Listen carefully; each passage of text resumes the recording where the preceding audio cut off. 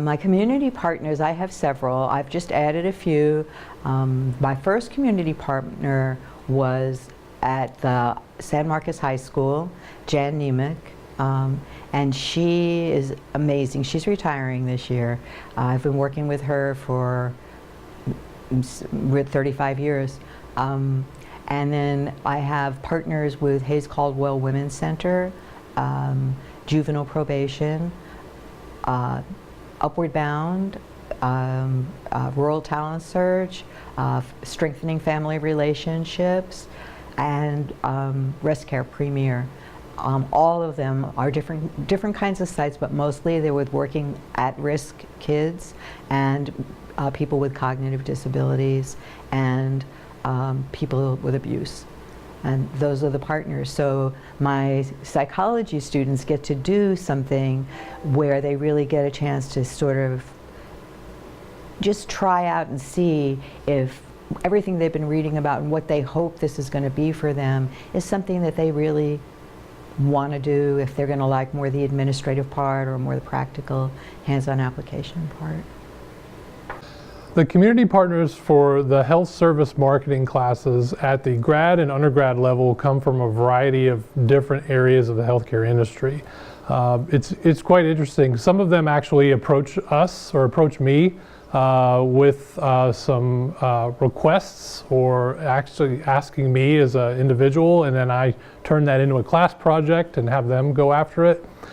We work with the National Volunteer Caregiving Organization, MVCN, the Caregiving Network out of California, on a regular basis. And this is actually a service learning, distance learning opportunity for my undergrads, and it's every semester.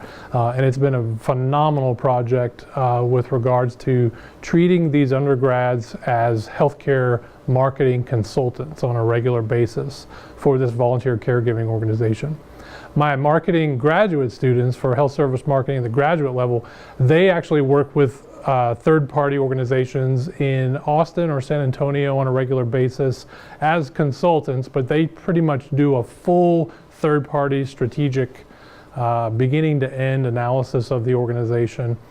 We've worked with MatchMD, so it doesn't have to be a healthcare provider like a hospital or a group practice. It can be service support such as medical vendor, EMR vendor, medical supplies, HR firms, etc. My community partners for my service learning class, which is a graduate level social work elective in adventure therapy. So the class I'll talk about first, it's an interdisciplinary class for master's level social work students, counseling psychology students, outdoor rec, and therapeutic recreation graduate students. So all students that are interested in health, mental health, and well-being, and using nature and the outdoors to promote that.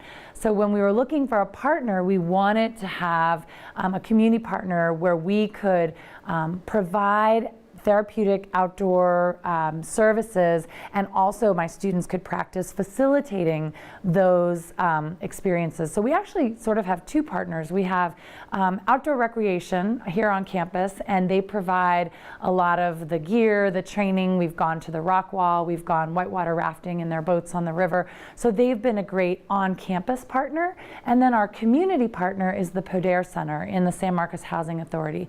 So Gene Martin is the director of the San Marcos Housing Authority. He was a social work undergrad here at Texas State many years ago and has remained a stalwart community partner just for internships in the School of Social Work.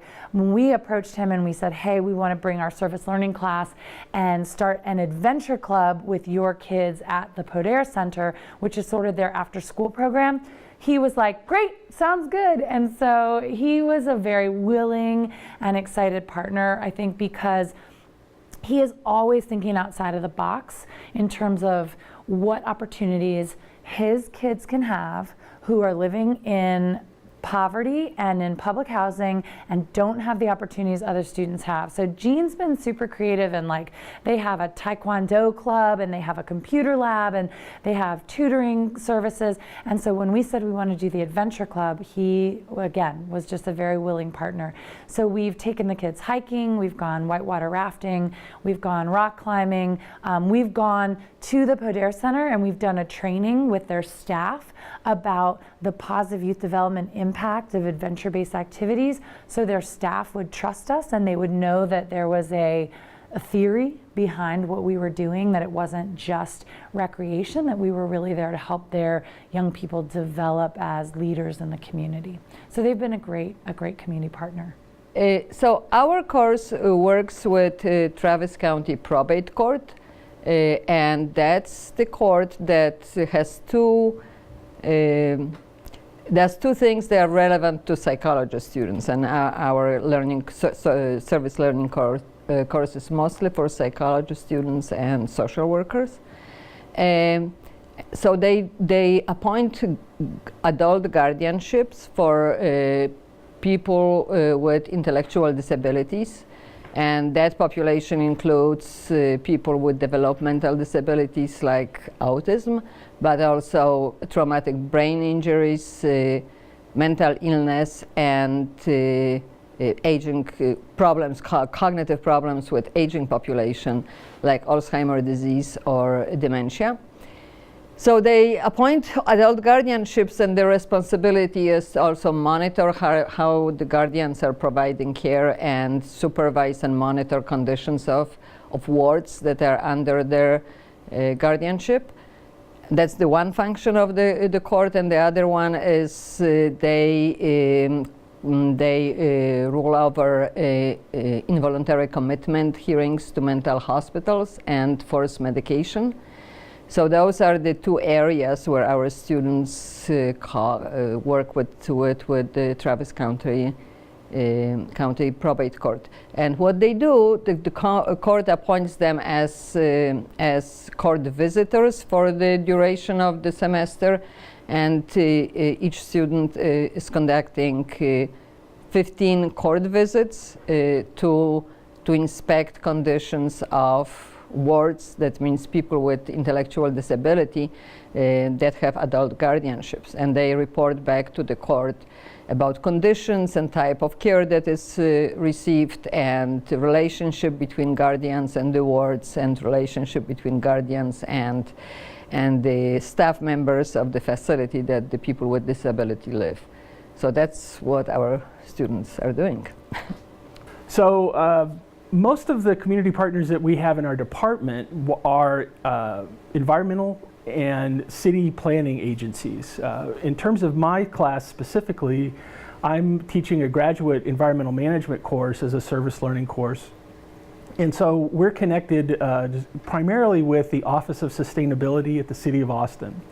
And we've been working with them, I've been working with them, my students have been working with them for 4 years now running. And every fall the course is taught Geography 5313, environmental management, and we create projects with the Office of Sustainability in partnership with the Office of Sustainability, and then execute those projects.